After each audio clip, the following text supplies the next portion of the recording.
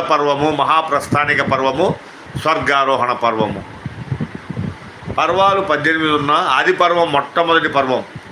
ఆ పర్వాన్ని నన్నయ్య గారు ప్రారంభిస్తూ శ్రీకారంతో ప్రారంభించారు. శ్రీ అంటే లక్ష్మి, సంపద, భోగము. రచనాపరంగా శ్రీకారం మంచి సాంప్రదాయం.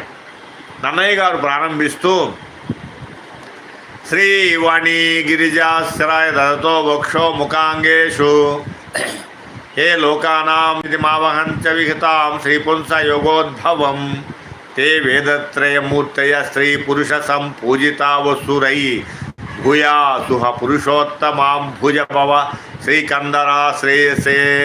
ఎవరైతే మహాభారతం వింటున్నారో వారికి లక్ష్మీనారాయణులు, పార్వతీ పరమేశ్వరులు, సరస్వతి బ్రహ్మదేవుల శ్రేయస్సు కలుగుగాక అని ఆదికవి నన్నయ్య గారు ఫలశ్రుతి చెప్పి ఉన్నారు.